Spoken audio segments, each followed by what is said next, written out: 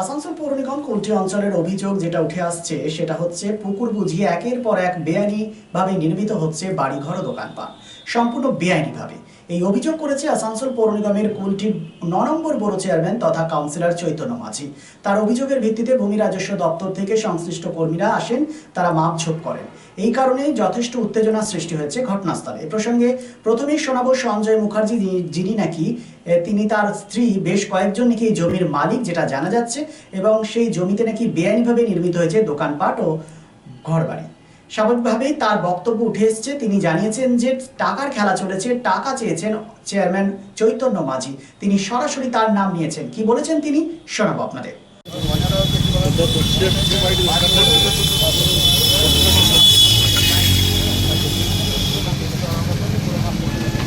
দাদা কি কারণে আজকে প্রতিহিংসামূলক কার্যকলাপ হয়েছে? এইখানে কোনোদিন কোনো পুকুর ছিল না। দীর্ঘদিন আগে, আজ থেকে বোধহয় 50 বছর আগে যদিও রেকর্ড ছিল সেটাও আমরা জানি। আজ 25 বছর ধরে, 25-30 বছর এখানে যে অবস্থায় ছিল সেই অবস্থাতেই আছে। এত বড় বড় গাছ আপনারা তো দেখতে পাচ্ছেন স্পটে যে কী অবস্থা। এটা পুকুর থাকলে পরে এইভাবে কি গাছ এরকম বড় বড় গাছ হয় যদি কোথাও পুকুর থাকে? আর ভরির যদি এরা মালিক কিনেছে 15 বছর, 15 বছরে ধরুন কোনো ভরির যদি হয়, 15 বছরে এত বড় গাছ হবে? এই গাছ 20 বছর 25 বছরের গাছ। গাছে দেখুন বয়স, দেখুন যেসব গাছ রয়েছে। আর এইখানে কেবল প্রতিহিংসার কারণ, অন্য কোনো কিছু কারণ নাই। সামনেই দাসপুকুর, আপনি শিবপুর এই একটু যে পরে যেখানে সমস্ত বিল অফিসের সামনে রিসেন্ট কাউন্সিলরের দুয়ারে চোখের সামনে এত বড় প্রাচীর হয়ে গেল পুকুরের উপর। সেইখানে কোনো প্রতিবাদ নাই, সেখানে কিছু নাই, শুধু টাকার লেনদেন চলছে, টাকা পয়সা নিয়ে কাজ কারবার হয়েছে। আপনি বললেন প্রতিহিংসা, কে আপনাদের প্রতি কে প্রতিহিংসা করছে? বড় চেয়ারম্যান কাউন্সিলর যে কমপ্লেন করেছে আমাদেরকে, তো সমস্ত মালিক দিকে কালকে ডাকা হয়েছিল ইয়াতে ইনলিগাল কনস্ট্রাকশন। বিশ্ব ব্রহ্মাণ্ড আপনি এখান থেকে ঘুরুন, গোটা ইনলিগাল কনস্ট্রাকশন, কোথাও কিছু নাই। এইখানকার উপর হঠাৎ করে না ও বড় চেয়ারম্যান, এটা ওর বড় নয়, ওর এরিয়া নয়, ও কাউন্সিলর এই ওয়ার্ডের নয়। তা সত্ত্বেও এইখানে এসে পরে এই প্রতিহিংসামূলক কারণ আপনারা নিচে চিন্তা করুন। টাকা, শুধু এখানে টাকা চলছে, টাকা দিলেই সব হবে, টাকা না দিলে কিছু হবে। আপনার কাছে কি সেরকম টাকার কোনো ডিমান্ড করেছে? হ্যাঁ, টাকার তো ডিমান্ড মানে নানান ভাবে আসছে, টাকার কথা আসছে কাইডে, একটাই কথা যে টাকার কথা আসছে, ঠিক আছে। কিন্তু আমরা লোকের লোক, আমরা কেন টাকা দিতে যাবো?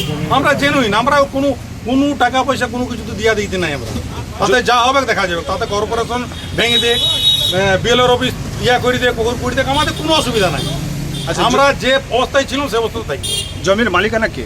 জমির মালিক আমার স্ত্রী আছে, অনেক আছে, অনেকই আছে। নামগুলো বলুন একবার। হ্যাঁ, সুব্রাম মুখার্জি আছে, সজল ভট্টাচার্য আছে, বীরেন্দ্র সরকার, কি নাম? হ্যাঁ, এই তো 10-12 জন টোটাল মালিক আছে এখানে, ঠিক আছে। মনোরমা মাঝি আছে, সবাই আছে। আপনার নামটা বলুন। আমার নাম সঞ্জয় মুখার্জি। অন্যদিকে এ বিষয়ে বড় চেয়ারম্যান চৈতন্য মাঝি বলেছেন সম্পূর্ণ ভিত্তিহীন অভিযোগ, তিনি মানহানির মামলা করবেন বলেও জানিয়েছেন। কি বলেছেন তিনি শুনুন। লেনদেনের একটা অভিযোগ তুলছেন, কি বলবেন? কার সঙ্গে আর্থিক লেনদেন? বলছি আপনার বাড়ির পাশেই একটা পুকুরের সামনে পাঁচিল দেওয়া হয়েছে, সেখানে কোনো রকম কিছু হচ্ছে না, বা অবৈধ কনস্ট্রাকশন আরও রয়েছে, আর কোনো ব্যবস্থা নয়। কমপ্লেন দেখ, কমপ্লেনটা দিতে হবে। আমি কুলটির জন্ম বর্ণ আমার, এখানে আমার পূর্বপুরুষের বন, 7 পুরুষের জন্ম এখানে। এই জিটি রোড রাজপথ, এই রাজপথ দিয়ে প্রত্যেক দিন 2 বেলা 3 বেলা আমি যাতায়াত করি। আমার চোখের সামনে যদি একটা এত বড় ঘটনা ঘটে, এত বড় পুকুর যদি গায়েব হয়ে যায়, আমার আওয়াজ ওঠানোটা যদি ভুল হয়, তাহলে আমি প্রত্যেক জনপ্রতিনিধিকে বলবো যে আপনারা কেউ কোনো প্রতিবাদ করবেন না, ছেড়ে দিন।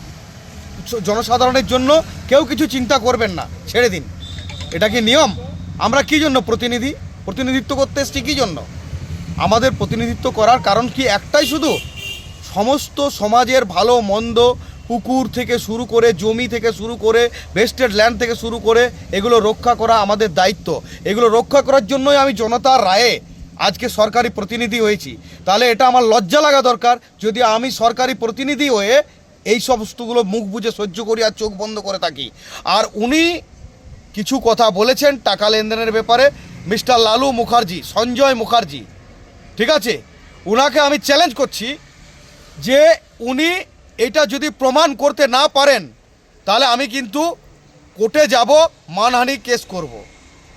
যে আমি কার মাধ্যমে কার থেকে টাকাটা চেয়েছি। টাকা দিতে এসেছিল বিজয় মাঝি আমাকে মনোরমা ম্যারেজ হলে, যে হলটারও মালিক, ওখানে আমাকে ডেকেছিল অন্য কিছু বলার জন্য। সেখানে ডেকে ওর জামাইকে দিয়ে আমাকে থ্রেট করিয়েছিল, সেখানে ওর 2 ছেলে ছিল, আমি উইটনেস দিচ্ছি, ঠিক আছে।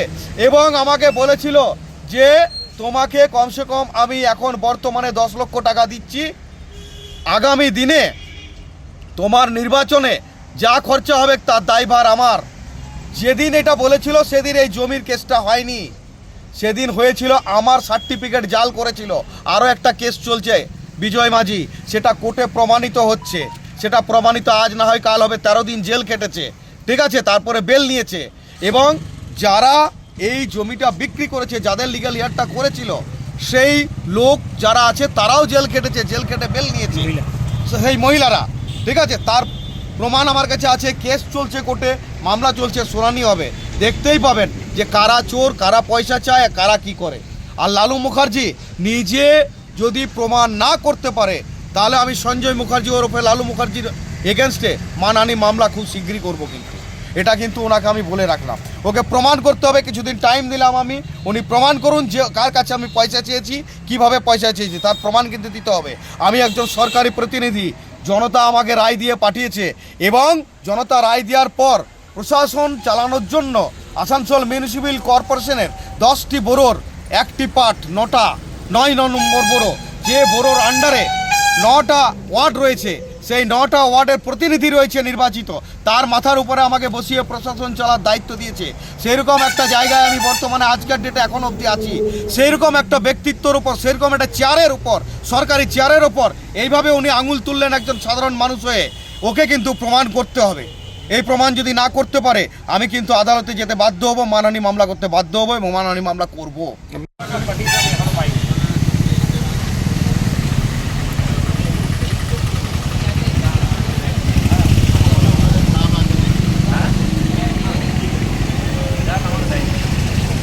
আসানসোল শিল্পাঞ্চলে sanitary fittings, sanitary pipe, taps, water heater এবং আরো অন্যান্য হোম অ্যাপ্লায়েন্সেসের একটি বিশ্বস্ত 2টি নাম আশিস স্যানিটারি এন্টারপ্রাইজ এবং আশিস বাথ গ্যালাক্সি। আধুনিক শীততাপ নিয়ন্ত্রিত শোরুমে আপনি পাবেন পেরিবার, জাগুয়ার, ফিলোনেক্স এবং রোকার মতো বিশ্বমানের কোম্পানির bath fittings, pipe, water heater, taps and many more.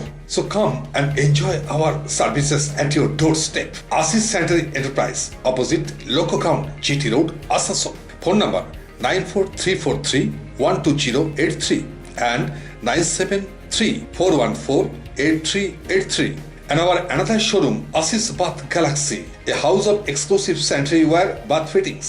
Aparna Apartment, MN Shah Road, Hutton Road, Asansol 1. Phone number 876-888-2406 and 973-414-8383. Since 1999 দীর্ঘ 25 বছর ধরে অভিনব গিনি হাউস মানুষের সাথে, মানুষের পাশে।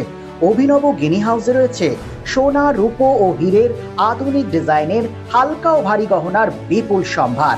আপনার বাজেটের মধ্যেই অভিনব গিনি হাউস আপনাকে দেবে এক উষ্ণ পরিষেবা। বিবাহ, অন্নপ্রাশন থেকে শুরু করে যে কোনো মাঙ্গলিক অনুষ্ঠান এবং উৎসবের আগিনায় আপনার সেরা পছন্দ অভিনব গিনি হাউস। অভিনব গিনি হাউসে আপনি পাবেন gold two gold full return, 20% discount on making charges, certified gemstone, hallmark silver ornaments, diamond ornaments এবং আরও অন্যান্য পরিষেবা। সুতরাং আর দেরি কেন? আপনার পছন্দের জিনিসটি বেছে নিতে আজই চলে আসুন অভিনব গিনি হাউস, বিসাইড বাজার Kolkata, GT road, Asansol. Phone number 9641225883, এছাড়া 03412311 920।